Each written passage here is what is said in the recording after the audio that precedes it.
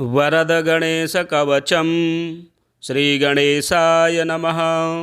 श्रीभैरव उवाच महादेवी गणेशस्य वरदस्य महात्मनः कवचं ते प्रवक्ष्यामि वज्रपञ्जरकाभिधम्। अस्य श्रीमहागणपति वज्रपञ्जरकवचस्य श्रीभैरवऋषिः गायत्र्यं छन्दः। श्रीमहागणपतिर्देवता ह्रीं शक्तिः कुरु कुरु कीलकं वज्रविद्यादिसिद्ध्यर्थे महागणपति वज्रपञ्जरकवचपाठे विनियोगः। ध्यानम् विघ्नेशं विश्ववन्द्यं सुविपुलयशसं लोकरक्षाप्रदक्षं साक्षात् सर्वापदासु प्रशमनसुमतिं पार्वती प्राणसूनुं प्रायः सर्वासुरेन्द्रैः ससुरमुनिगणैः साधकैः पूज्यमानं कारुण्येनान्तरायामित भयशमनं विघ्नराजं नमामि। ॐ श्रीं ह्रीं गं शिरः पातु महागणपतिप्रभुः। विनायको ललाटं मे विघ्नराजो भ्रुवौ मम। पातु नेत्रे गणाध्यक्षो नासिकां मे गजाननः। श्रुतिमेव तु हेरम्बो गण्डौ मोदकासनः। द्वयमातरो मुखं पातु चाधरौ पात्वरिन्दम। दन्तान् ममैकदन्तो व्याद्वक्रतुण्डोऽवताद्रसां। गाङ्गेयो मे गलं पातु स्कन्धौ सिंहासनोऽवतु। विघ्नान्तको भुजौ पातु हस्तौ मूषकवाहनः। ऊरु ममावतान्नित्यं देवस्त्रिपुरघातनः। हृदयं मे कुमारो व्याञ्जयन्तः पार्श्वयुग्मकं। प्रद्युम्नो मेऽवतात् पृष्ठं नाभिं शङ्करनन्दनः। कटिं नन्दिगणः पातु शिश्नं वीरेश्वरोऽवतु। मेढ्रे मेऽवतु सौभाग्यो भृङ्गिरीटी च गुह्यकं। विराटकोऽवतादूरु जानु मे पुष्पदन्तकः। जङ्घे मम विकर्तो व्याद्गुल्फावन्त्या गणोऽवतु। पादौ चित्तगणः पातु पादाधो लोहितोऽवतु। पादपृष्ठं सुन्दरो व्याद्नूपुराढ्यो वपुर्मम। विचारो जठरं पातु भूतानि चोग्ररूपकः। शिरसः पादपर्यन्तं वपुः सुप्तगणोऽवतु। पादादिमूर्धपर्यन्तं वपुः पातु विनर्तकः। विस्मारितं तु यतस्थानं गणेशस्तत्सदावतु। पूर्वे मां ह्रीं करालो व्यादाग्रे ये विकरालकः। दक्षिणे पातु संहारो नैऋतेरुरुभैरवः। पश्चिमे मां महाकालो वायौ कालाग्निभैरवः।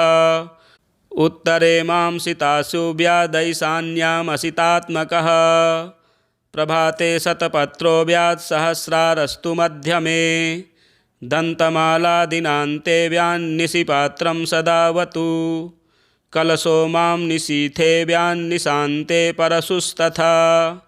सर्वत्र सर्वदा पातु शङ्खयुग्मं च मद्वपुः। ॐ ॐ राजकुले हहौं रणभये ह्रीं ह्रीं कुद्यूतेऽवतात्। श्रीं श्रीं शत्रुगृहे ससौं जलभये क्लीं क्लीं वनान्तेऽवतु। ग्लौं ग्लूं ग्लैं ग्लं गुं सत्त्वभीतिषु महाव्याध्यार्तिषु ग्लौं गगौं। नित्यं यक्षपिशाच भूतफणिषु ग्लौं गं गणेशोऽवतु। इतीदं कवचं गुह्यं सर्वतन्त्रेषु गोपितं। वज्रपञ्जरनामानं गणेशस्य महात्मनः। अङ्गभूतं मनुमयं सर्वाचारैकसाधनं। विनानेन न सिद्धिः स्यात् पूजनस्य जपस्य च। तस्मात्तु कवचं पुण्यं पठेद्वा धारयेत् सदा। तस्य सिद्धिर्महादेवी करस्था पारलौकिकी। यं यं कामयते कामं तं तं प्राप्नोति पाठतः। अर्धरात्रे पठेन्नित्यं सर्वाभीष्टफलं लभेत्। इति गुह्यं सुकवचं महागणपतेः प्रियं सर्वसिद्धिमयं दिव्यं गोपयेत् परमेश्वरी। श्रीभैरव उवाच महादेवी गणेशस्य वरदस्य महात्मनः कवचं ते प्रवक्ष्यामि वज्रपञ्जरकाभिधम्। अस्य श्रीमहागणपति वज्रपञ्जरकवचस्य श्रीभैरवऋषिः गायत्र्यं छन्दः। श्रीमहागणपतिर्देवता ह्रीं शक्तिः कुरु कुरु कीलकं वज्रविद्यादिसिद्ध्यर्थे महागणपतिवज्रपञ्जरकवचपाठे विनियोगः। ध्यानम्।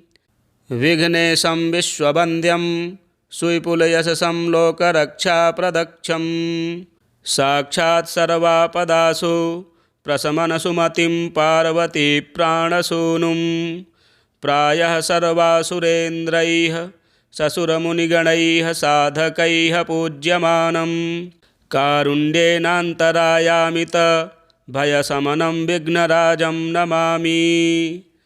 ॐ श्रीं ह्रीं गं शिरः पातु महागणपतिप्रभुः। विनायको ललाटं मे विघ्नराजो भ्रुवौ मम। पातु नेत्रे गणाध्यक्षो नासिकां मे गजाननः। श्रुतिमेव तु हेरम्बो गण्डौ मोदकासनः। द्वयमातरो मुखं पातु चाधरौ पात्वरिन्दम।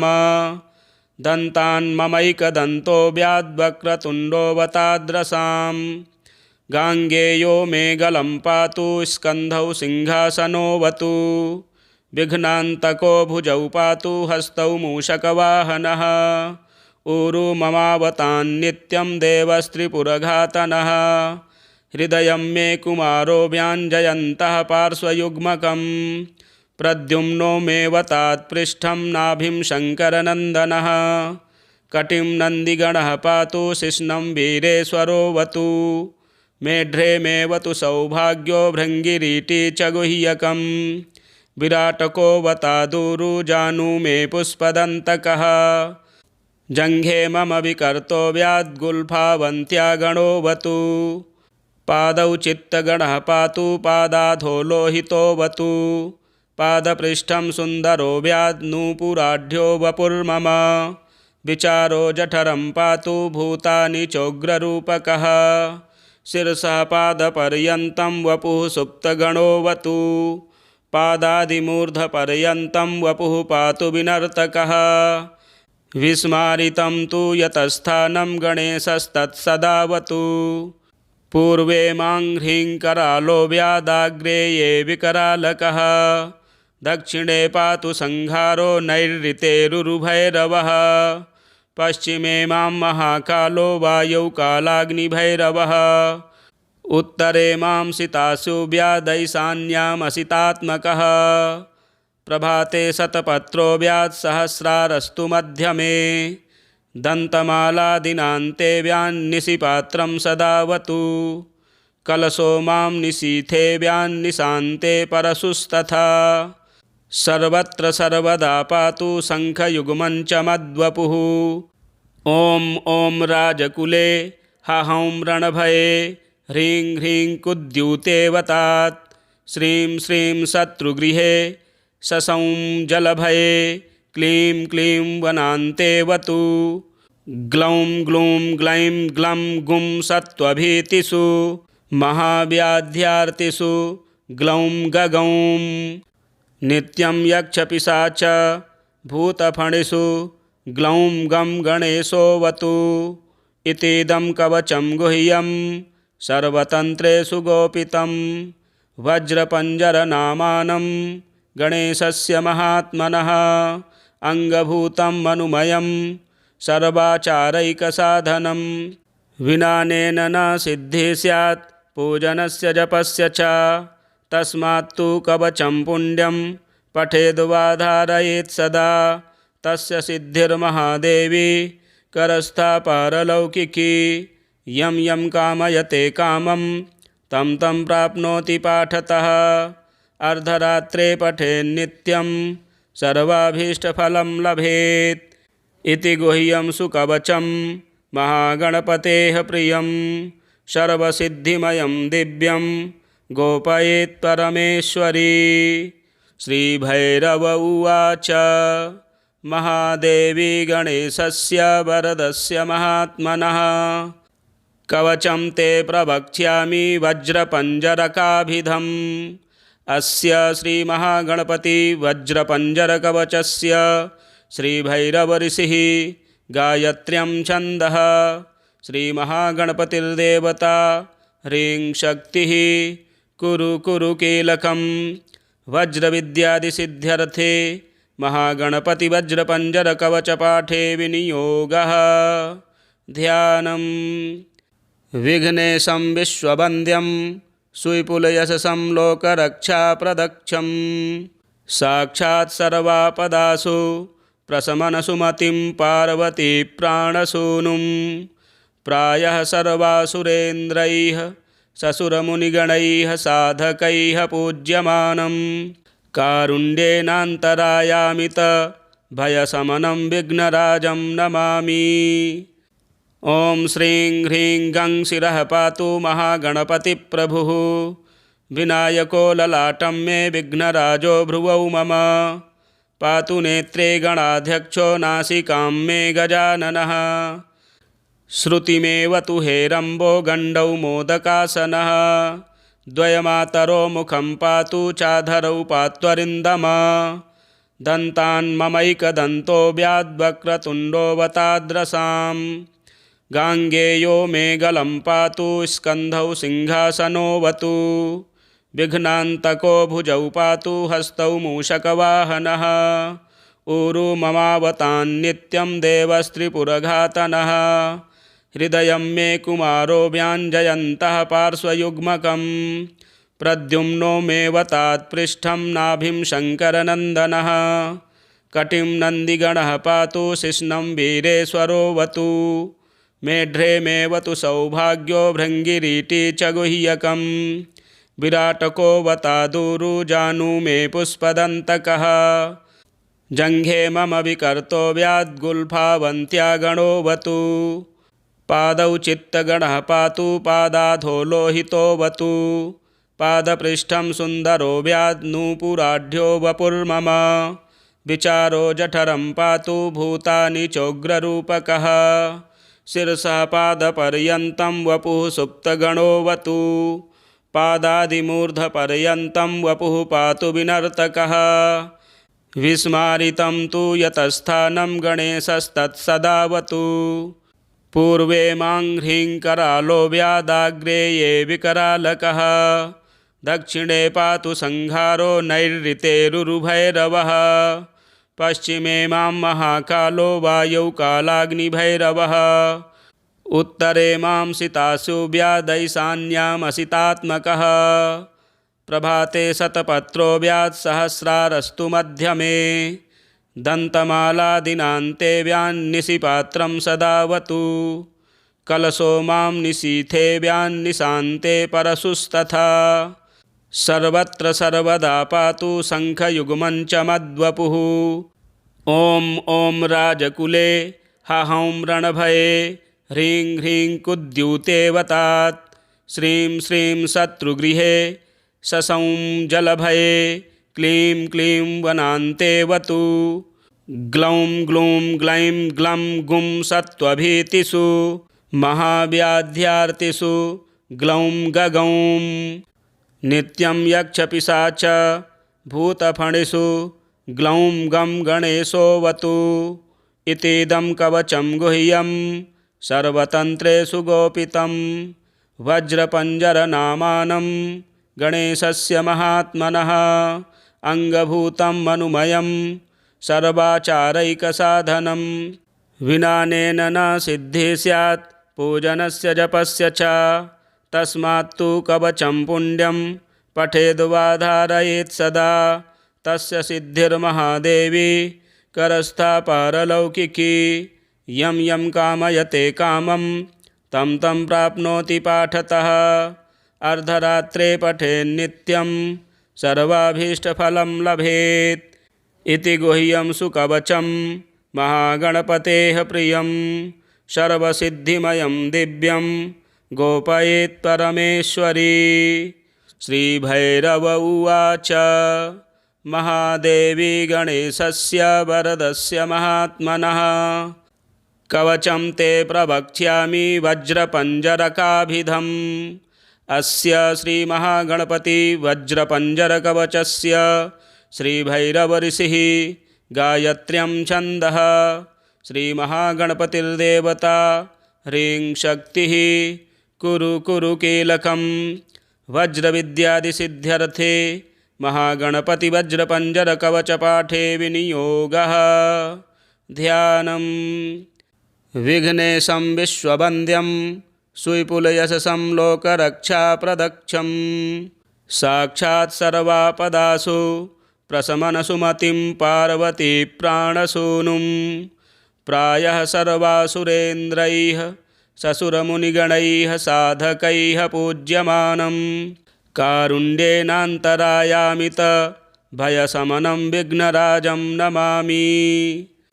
ॐ श्रीं ह्रीं गं शिरः पातु महागणपतिप्रभुः। विनायको ललाटं मे विघ्नराजो भ्रुवौ मम। पातु नेत्रे गणाध्यक्षो नासिकां मे गजाननः। श्रुतिमेव तु हेरम्बो गण्डौ मोदकासनः। द्वयमातरो मुखं पातु चाधरौ पात्वरिन्दम। दन्तान् ममैकदन्तो व्याद्वक्रतुण्डोऽवताद्रसाम्। गाङ्गेयो मे गलं पातु स्कन्धौ सिंहासनोऽवतु। विघ्नान्तको भुजौ पातु हस्तौ मूषकवाहनः। ऊरु ममावतान्नित्यं देवस्त्रिपुरघातनः। हृदयं मे कुमारो व्याञ्जयन्तः पार्श्वयुग्मकम्। प्रद्युम्नो मेऽवतात्पृष्ठं नाभिं शङ्करनन्दनः। कटिं नन्दिगणः पातु शिश्नं वीरेश्वरोऽवतु। मेढ्रे मेऽवतु सौभाग्यो भृङ्गिरीटी च गुह्यकम्। विराटकोऽवतादूरु जानु मे पुष्पदन्तकः। जङ्घे मम विकर्तो व्याद्गुल्फावन्त्या गणोऽवतु। पादौ चित्तगणः पातु पादाधो लोहितोऽवतु। पादपृष्ठं सुन्दरो व्याद्नूपुराढ्यो वपुर्मम। विचारो जठरं पातु भूतानि चोग्ररूपकः। शिरसः पादपर्यन्तं वपुः सुप्तगणोऽवतु। पादादिमूर्धपर्यन्तं वपुः पातु विनर्तकः। विस्मारितं तु यतस्थानं गणेशस्तत्सदावतु। पूर्वे मां ह्रीं करालो व्यादाग्रे ये विकरालकः। दक्षिणे पातु संहारो नैऋतेरुरुभैरवः। पश्चिमे मां महाकालो वायौ कालाग्निभैरवः। उत्तरे मां सितासु व्यादैशान्यामसितात्मकः। प्रभाते शतपत्रो व्यात्सहस्रारस्तु मध्यमे। दन्तमालादिनान्ते व्यान्निशिपात्रं सदावतु। कलशो मां निशीथे व्यान्निशान्ते परशुस्तथा। सर्वत्र सर्वदा पातु शङ्खयुग्मं च मद्वपुः। ॐ ॐ राजकुले हहौं रणभये ह्रीं ह्रीं कुद्यूतेऽवतात्। श्रीं श्रीं शत्रुगृहे शशौं जलभये क्लीं क्लीं वनान्तेऽवतु। ग्लौं ग्लूं ग्लैं ग्लं गुं सत्त्वभीतिषु महाव्याध्यार्तिषु ग्लौं गगौं। नित्यं यक्षपिशाच भूतफणिषु ग्लौं गं गणेशोऽवतु। इतीदं कवचं गुह्यं सर्वतन्त्रेषु गोपितं। वज्रपञ्जरनामानं गणेशस्य महात्मनः।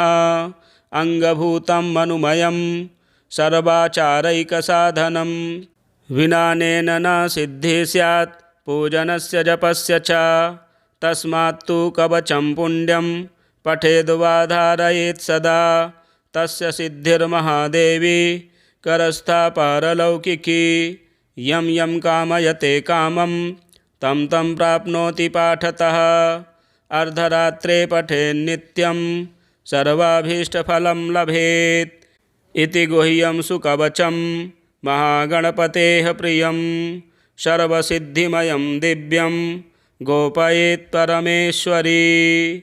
श्रीभैरव उवाच महादेवी गणेशस्य वरदस्य महात्मनः। कवचं ते प्रवक्ष्यामि वज्रपञ्जरकाभिधम्। अस्य श्रीमहागणपति वज्रपञ्जरकवचस्य श्रीभैरवऋषिः गायत्र्यं छन्दः। श्रीमहागणपतिर्देवता ह्रीं शक्तिः कुरु कुरु कीलकम्। वज्रविद्यादिसिद्ध्यर्थे महागणपतिवज्रपञ्जरकवचपाठे विनियोगः। ध्यानम्। विघ्नेशं विश्ववन्द्यं सुविपुलयशसं लोकरक्षाप्रदक्षं। साक्षात् सर्वापदासु प्रशमनसुमतिं पार्वती प्राणसूनुं।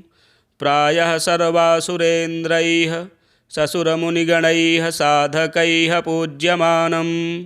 कारुण्येनान्तरायामित भयशमनं विघ्नराजं नमामि। ॐ श्रीं ह्रीं गं शिरः पातु महागणपतिप्रभुः। विनायको ललाटं मे विघ्नराजो भ्रुवौ मम। पातु नेत्रे गणाध्यक्षो नासिकां मे गजाननः। श्रुतिमेव तु हेरम्बो गण्डौ मोदकासनः। द्वयमातरो मुखं पातु चाधरौ पात्वरिन्दम।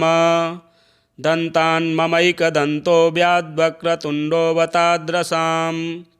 गाङ्गेयो मे गलं पातु स्कन्धौ सिंहासनोऽवतु।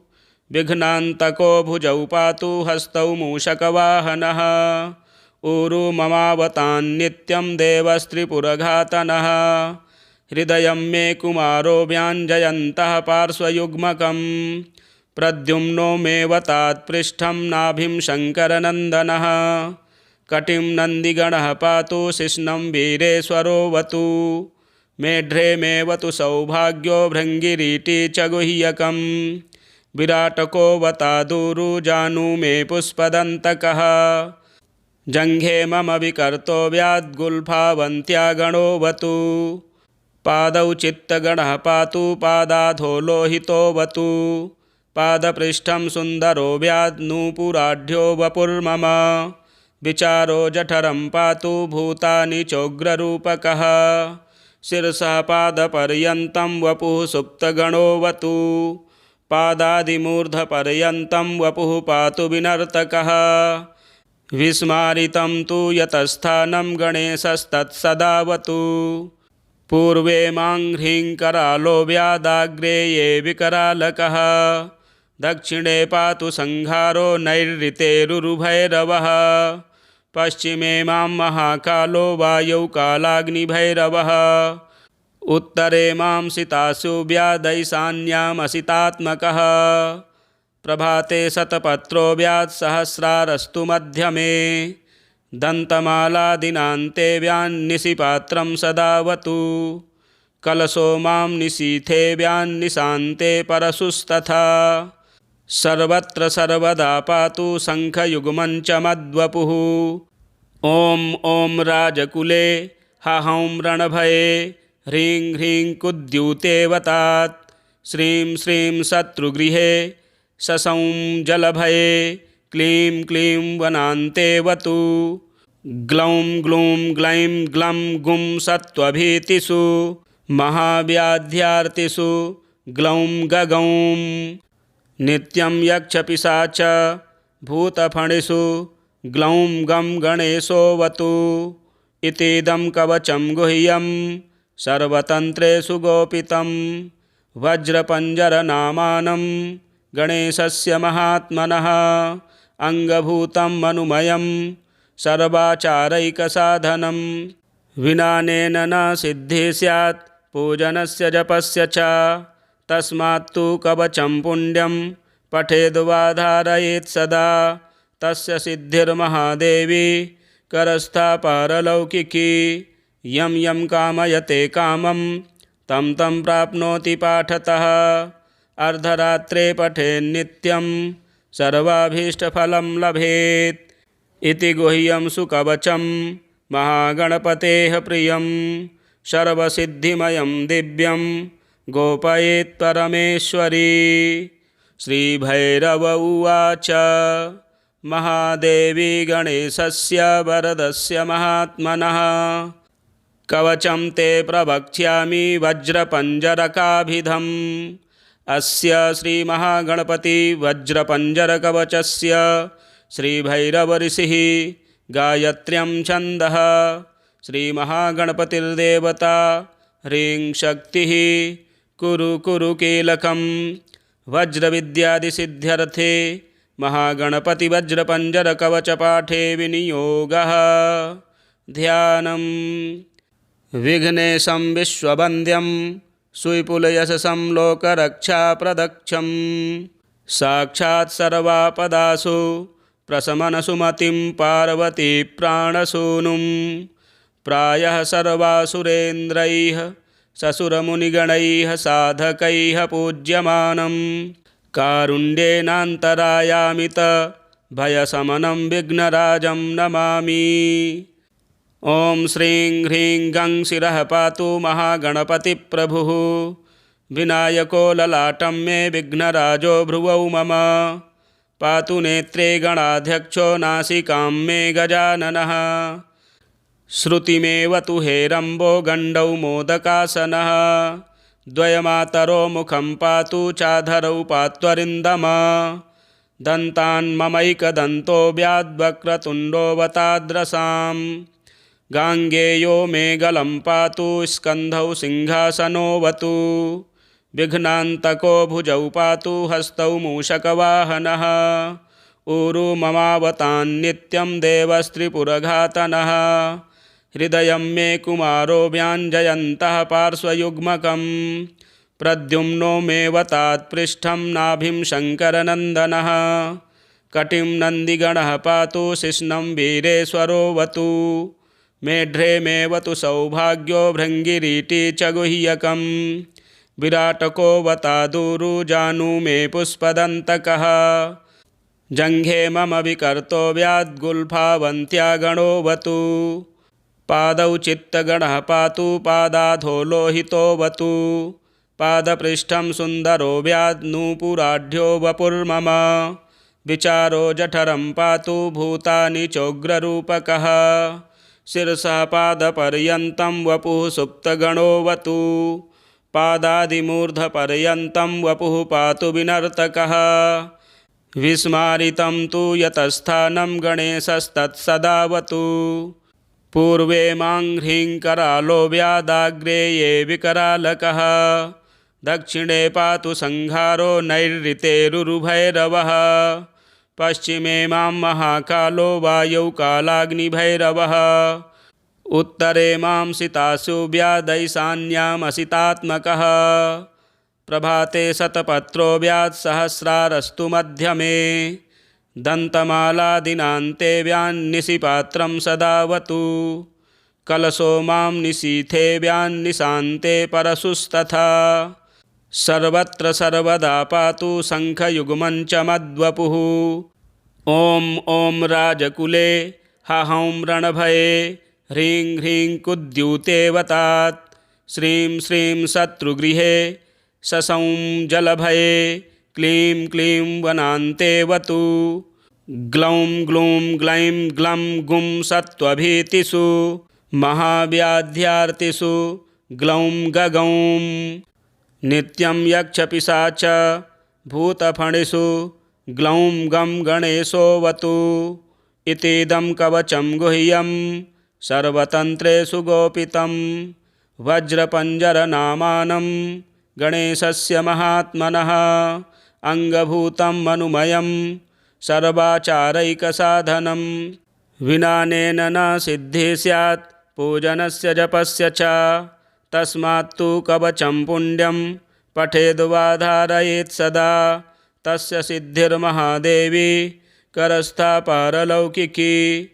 यं यं कामयते कामं तं तं प्राप्नोति पाठतः। अर्धरात्रे पठेन्नित्यं सर्वाभीष्टफलं लभेत्। इति गुह्यं सुकवचं महागणपतेः प्रियं। सर्वसिद्धिमयं दिव्यं गोपयेत् परमेश्वरी। श्रीभैरव उवाच महादेवी गणेशस्य वरदस्य महात्मनः। कवचं ते प्रवक्ष्यामि वज्रपञ्जरकाभिधम्। अस्य श्रीमहागणपति वज्रपञ्जरकवचस्य श्रीभैरवऋषिः गायत्र्यं छन्दः। श्रीमहागणपतिर्देवता ह्रीं शक्तिः कुरु कुरु कीलकं। वज्रविद्यादिसिद्ध्यर्थे महागणपतिवज्रपञ्जरकवचपाठे विनियोगः। ध्यानम्। विघ्नेशं विश्ववन्द्यं सुविपुलयशसं लोकरक्षाप्रदक्षं। साक्षात् सर्वापदासु प्रशमनसुमतिं पार्वती प्राणसूनुं। प्रायः सर्वासुरेन्द्रैः ससुरमुनिगणैः साधकैः पूज्यमानं।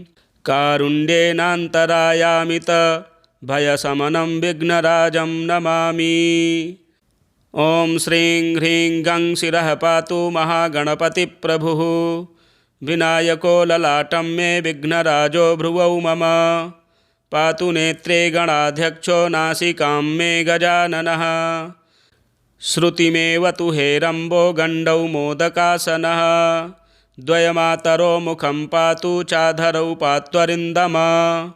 दन्तान्ममैकदन्तो व्याद्वक्रतुण्डोऽवताद्रसाम्। गाङ्गेयो मे गलं पातु स्कन्धौ सिंहासनोऽवतु। विघ्नान्तको भुजौ पातु हस्तौ मूषकवाहनः।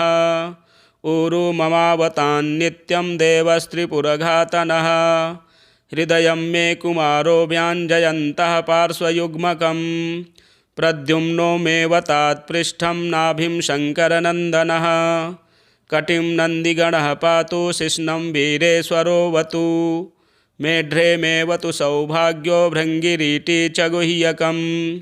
विराटको वतादूरु जानु मे पुष्पदन्तकः। जङ्घे मम विकर्तो व्याद्गुल्फावन्त्या गणोऽवतु। पादौ चित्तगणः पातु पादाधो लोहितोऽवतु। पादपृष्ठं सुन्दरो व्याद्नूपुराढ्यो वपुर्मम। विचारो जठरं पातु भूतानि चोग्ररूपकः।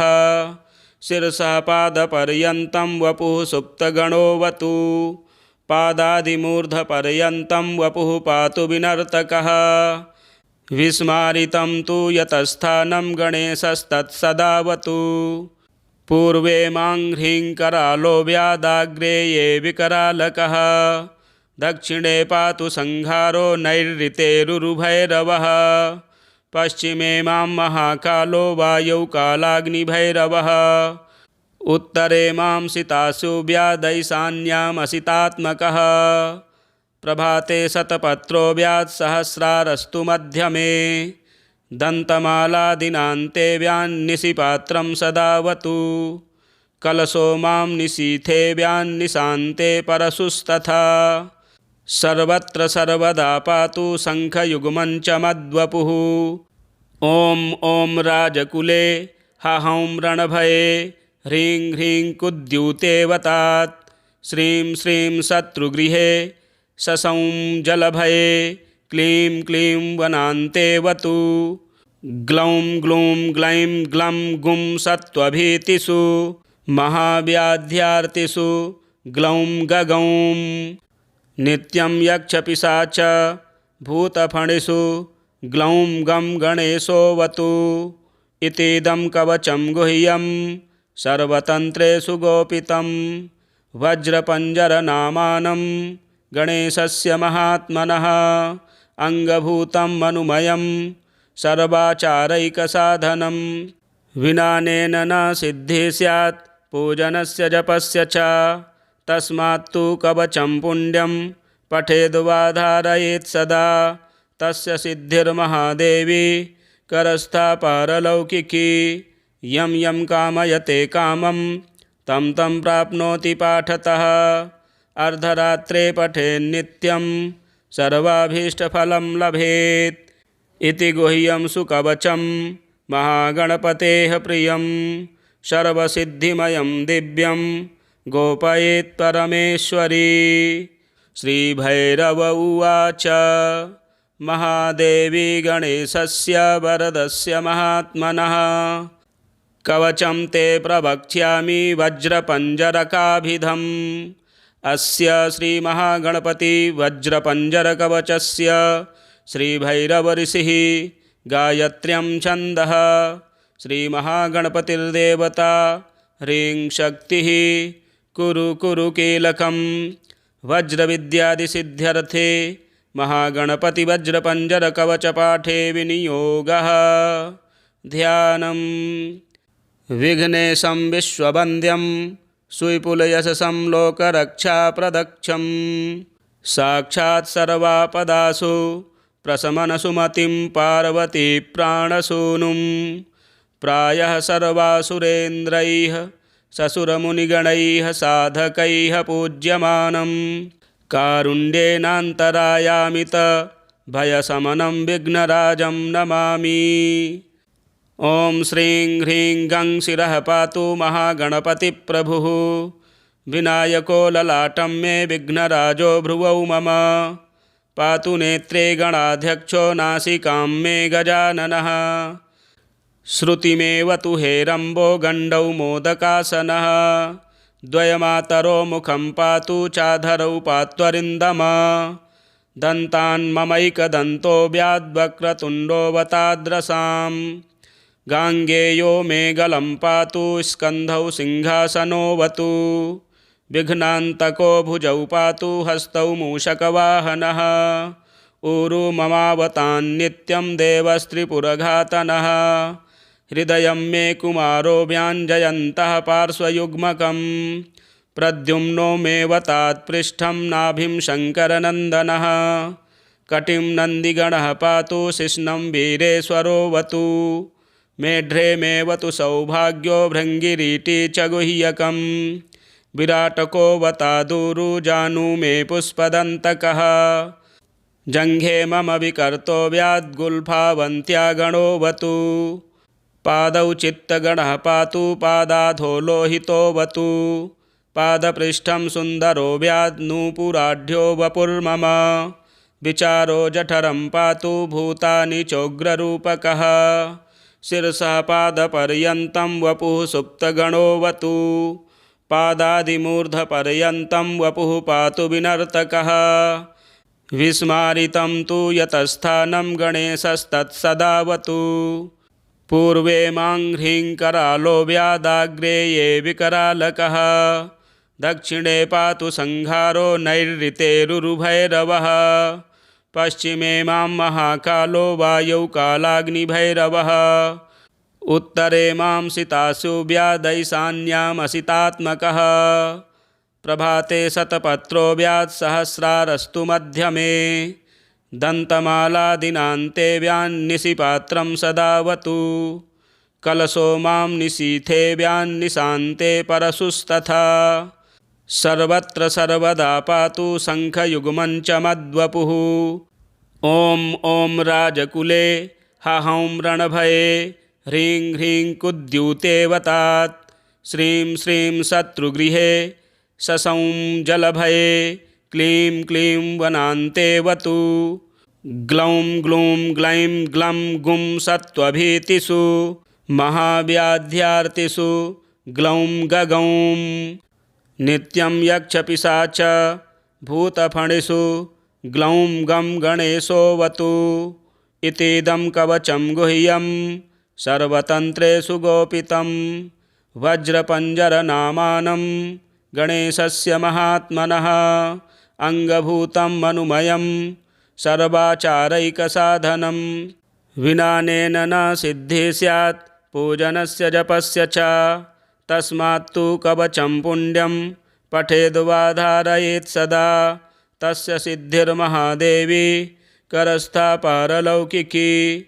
यं यं कामयते कामं तं तं प्राप्नोति पाठतः। अर्धरात्रे पठेन्नित्यं सर्वाभीष्टफलं लभेत्। इति गुह्यं सुकवचं महागणपतेः प्रियं। सर्वसिद्धिमयं दिव्यं गोपयेत् परमेश्वरी। श्रीभैरव उवाच महादेवी गणेशस्य वरदस्य महात्मनः। कवचं ते प्रवक्ष्यामि वज्रपञ्जरकाभिधम्। अस्य श्रीमहागणपति वज्रपञ्जरकवचस्य श्रीभैरवऋषिः गायत्र्यं छन्दः। श्रीमहागणपतिर्देवता ह्रीं शक्तिः कुरु कुरु कीलकं। वज्रविद्यादिसिद्ध्यर्थे महागणपति वज्रपञ्जरकवचपाठे विनियोगः। ध्यानम्। विघ्नेशं विश्ववन्द्यं सुविपुलयशसं लोकरक्षाप्रदक्षं साक्षात् सर्वापदासु प्रशमनसुमतिं पार्वती प्राणसूनुं। प्रायः सर्वासुरेन्द्रैः ससुरमुनिगणैः साधकैः पूज्यमानं कारुण्येनान्तरायामित भयशमनं विघ्नराजं नमामि। ॐ श्रीं ह्रीं गं शिरः पातु महागणपतिप्रभुः। विनायको ललाटं मे विघ्नराजो भ्रुवौ मम। पातु नेत्रे गणाध्यक्षो नासिकां मे गजाननः। श्रुतिमेव तु हेरम्बो गण्डौ मोदकासनः। द्वयमातरो मुखं पातु चाधरौ पात्वरिन्दम। दन्तान्ममैकदन्तो व्याद्वक्रतुण्डोऽवताद्रसां। गाङ्गेयो मे गलं पातु स्कन्धौ सिंहासनोऽवतु। विघ्नान्तको भुजौ पातु हस्तौ मूषकवाहनः। ऊरु ममावतान्नित्यं देवस्त्रिपुरघातनः। हृदयं मे कुमारो व्याञ्जयन्तः पार्श्वयुग्मकं। प्रद्युम्नो मे वतात्पृष्ठं नाभिं शङ्करनन्दनः। कटिं नन्दिगणः पातु शिश्नं वीरेश्वरोऽवतु। मेढ्रे मे वतु सौभाग्यो भृङ्गिरीटी च गुह्यकं। विराटको वतादूरु जानु मे पुष्पदन्तकः।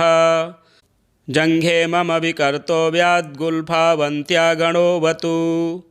पादौ चित्तगणः पातु पादाधो लोहितोऽवतु। पादपृष्ठं सुन्दरो व्याद्नूपुराढ्यो वपुर्मम। विचारो जठरं पातु भूतानि चोग्ररूपकः। शिरसः पादपर्यन्तं वपुः सुप्तगणोऽवतु। पादादिमूर्धपर्यन्तं वपुः पातु विनर्तकः। विस्मारितं तु यतस्थानं गणेशस्तत्सदावतु। पूर्वे मां ह्रीं करालो व्यादाग्रे ये विकरालकः।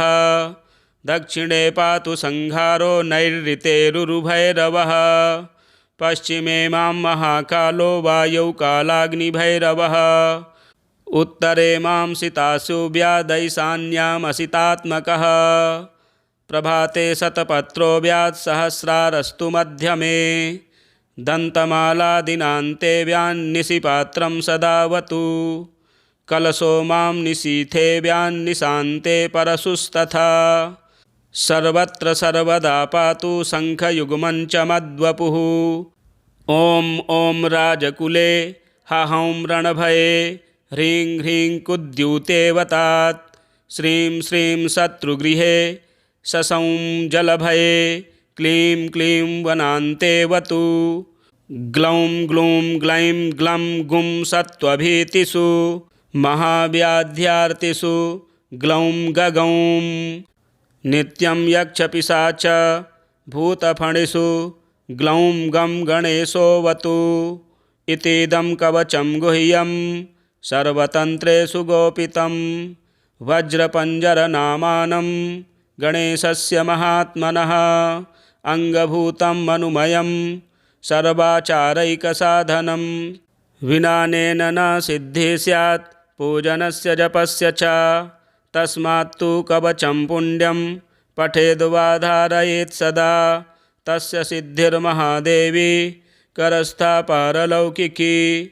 यं यं कामयते कामं तं तं प्राप्नोति पाठतः। अर्धरात्रे पठेन्नित्यं सर्वाभीष्टफलं लभेत्। इति गुह्यं सुकवचं महागणपतेः प्रियं।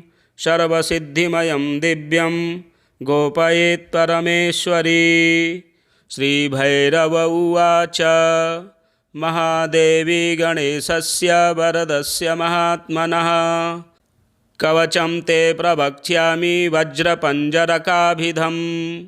अस्य श्रीमहागणपति वज्रपञ्जरकवचस्य श्रीभैरवऋषिः गायत्र्यं छन्दः। श्रीमहागणपतिर्देवता ह्रीं शक्तिः कुरु कुरु कीलकं। वज्रविद्यादिसिद्ध्यर्थे महागणपतिवज्रपञ्जरकवचपाठे विनियोगः। ध्यानम्। विघ्नेशं विश्ववन्द्यं सुविपुलयशसं लोकरक्षाप्रदक्षं। साक्षात् सर्वापदासु प्रशमनसुमतिं पार्वती प्राणसूनुं। प्रायः सर्वासुरेन्द्रैः ससुरमुनिगणैः साधकैः पूज्यमानं। कारुण्येनान्तरायामित भयशमनं विघ्नराजं नमामि। ॐ श्रीं ह्रीं गं शिरः पातु महागणपतिप्रभुः। विनायको ललाटं मे विघ्नराजो भ्रुवौ मम। पातु नेत्रे गणाध्यक्षो नासिकां मे गजाननः। श्रुतिमेव तु हेरम्बो गण्डौ मोदकासनः। द्वयमातरो मुखं पातु चाधरौ पात्वरिन्दम। दन्तान्ममैकदन्तो व्याद्वक्रतुण्डोऽवताद्रसां। गाङ्गेयो मे गलं पातु स्कन्धौ सिंहासनोऽवतु। विघ्नान्तको भुजौ पातु हस्तौ मूषकवाहनः। ऊरु ममावतान्नित्यं देवस्त्रिपुरघातनः। हृदयं मे कुमारो व्याञ्जयन्तः पार्श्वयुग्मकं। प्रद्युम्नो मे वतात्पृष्ठं नाभिं शङ्करनन्दनः। कटिं नन्दिगणः पातु शिश्नं वीरेश्वरोऽवतु। मेढ्रे मे वतु सौभाग्यो भृङ्गिरीटी च गुह्यकं। विराटको वतादूरु जानु मे पुष्पदन्तकः। जङ्घे मम विकर्तो व्याद्गुल्फावन्त्या गणोऽवतु। पादौ चित्तगणः पातु पादाधो लोहितोऽवतु। पादपृष्ठं सुन्दरो व्याद्नूपुराढ्यो वपुर्मम। विचारो जठरं पातु भूतानि चोग्ररूपकः। शिरसः पादपर्यन्तं वपुः सुप्तगणोऽवतु। पादादिमूर्धपर्यन्तं वपुः पातु विनर्तकः। विस्मारितं तु यतस्थानं गणेशस्तत्सदावतु। पूर्वे मां ह्रीं करालो व्यादाग्रे ये विकरालकः। दक्षिणे पातु संहारो नैऋतेरुरुभैरवः। पश्चिमे मां महाकालो वायौ कालाग्निभैरवः। उत्तरे मां सितासु व्यादैशान्यामसितात्मकः। प्रभाते शतपत्रो व्यात्सहस्रारस्तु मध्यमे। दन्तमालादिनान्ते व्यान्निशिपात्रं सदावतु। कलशो मां निशीथे व्यान्निशान्ते परशुस्तथा। सर्वत्र सर्वदा पातु शङ्खयुग्मं च मद्वपुः। ॐ ॐ राजकुले हहौं रणभये ह्रीं ह्रीं कुद्यूतेऽवतात्। श्रीं श्रीं शत्रुगृहे शशौं जलभये क्लीं क्लीं वनान्तेऽवतु। ग्लौं ग्लूं ग्लैं ग्लं गुं सत्त्वभीतिषु महाव्याध्यार्तिषु ग्लौं गगौं। नित्यं यक्षपिशाच भूतफणिषु ग्लौं गं गणेशोऽवतु। इतीदं कवचं गुह्यं सर्वतन्त्रेषु गोपितं। वज्रपञ्जरनामानं गणेशस्य महात्मनः। अङ्गभूतं मनुमयं सर्वाचारैकसाधनं। विनानेन न सिद्धिः स्यात् पूजनस्य जपस्य च। तस्मात्तु कवचं पुण्यं पठेद्वा धारयेत् सदा। तस्य सिद्धिर्महादेवी करस्था पारलौकिकी। यं यं कामयते कामं तं तं प्राप्नोति पाठतः। अर्धरात्रे पठेन्नित्यं सर्वाभीष्टफलं लभेत्। इति गुह्यं सुकवचं महागणपतेः प्रियं। सर्वसिद्धिमयं दिव्यं गोपयेत् परमेश्वरी। श्रीभैरव उवाच महादेवी गणेशस्य वरदस्य महात्मनः। कवचं ते प्रवक्ष्यामि वज्रपञ्जरकाभिधम्। अस्य श्रीमहागणपति वज्रपञ्जरकवचस्य श्रीभैरवऋषिः गायत्र्यं छन्दः। श्रीमहागणपतिर्देवता ह्रीं शक्तिः कुरु कुरु कीलकं। वज्रविद्यादिसिद्ध्यर्थे महागणपति वज्रपञ्जरकवचपाठे विनियोगः। ध्यानम्। विघ्नेशं विश्ववन्द्यं सुविपुलयशसं लोकरक्षाप्रदक्षं। साक्षात् सर्वापदासु प्रशमनसुमतिं पार्वती प्राणसूनुं। प्रायः सर्वासुरेन्द्रैः ससुरमुनिगणैः साधकैः पूज्यमानं। कारुण्येनान्तरायामित भयशमनं विघ्नराजं नमामि। ॐ श्रीं ह्रीं गं शिरः पातु महागणपतिप्रभुः। विनायको ललाटं मे विघ्नराजो भ्रुवौ मम। पातु नेत्रे गणाध्यक्षो नासिकां मे गजाननः। श्रुतिमेव तु हेरम्बो गण्डौ मोदकासनः। द्वयमातरो मुखं पातु चाधरौ पात्वरिन्दमा। दन्तान्ममैकदन्तो व्याद्वक्रतुण्डोऽवताद्रसाम्। गाङ्गेयो मे गलं पातु स्कन्धौ सिंहासनोऽवतु। विघ्नान्तको भुजौ पातु हस्तौ मूषकवाहनः। ऊरु ममावतान्नित्यं देवस्त्रिपुरघातनः। हृदयं मे कुमारो व्याञ्जयन्तः पार्श्वयुग्मकं। प्रद्युम्नो मे वतात्पृष्ठं नाभिं शङ्करनन्दनः। कटिं नन्दिगणः पातु शिश्नं वीरेश्वरोऽवतु। मेढ्रे मे वतु सौभाग्यो भृङ्गिरीटी च गुह्यकम्। विराटको वतादूरु जानु मे पुष्पदन्तकः। जङ्घे मम विकर्तो व्याद्गुल्फावन्त्या गणोऽवतु। पादौ चित्तगणः पातु पादाधो लोहितोऽवतु। पादपृष्ठं सुन्दरो व्याद्नूपुराढ्यो वपुर्मम। विचारो जठरं पातु भूतानि चोग्ररूपकः। शिरसः पादपर्यन्तं वपुः सुप्तगणोऽवतु। पादादिमूर्धपर्यन्तं वपुः पातु विनर्तकः। विस्मारितं तु यतस्थानं गणेशस्तत्सदावतु। पूर्वे मां ह्रीं करालो व्यादाग्रे ये विकरालकः। दक्षिणे पातु संहारो नैऋतेरुरुभैरवः। पश्चिमे मां महाकालो वायौ कालाग्निभैरवः। उत्तरे मां सितासु व्यादैशान्यामसितात्मकः। प्रभाते शतपत्रो व्यात्सहस्रारस्तु मध्यमे। दन्तमालादिनान्ते व्यान्निशिपात्रं सदावतु। कलशो मां निशीथे व्यान्निशान्ते परशुस्तथा। सर्वत्र सर्वदा पातु शङ्खयुग्मं च मद्वपुः। ॐ ॐ राजकुले हहौं रणभये ह्रीं ह्रीं कुद्यूतेऽवतात्। श्रीं श्रीं शत्रुगृहे ससौं जलभये क्लीं क्लीं वनान्तेऽवतु। ग्लौं ग्लूं ग्लैं ग्लं गुं सत्त्वभीतिषु महाव्याध्यार्तिषु ग्लौं गगौं।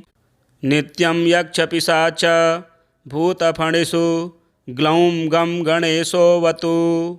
इतीदं कवचं गुह्यं सर्वतन्त्रेषु गोपितं।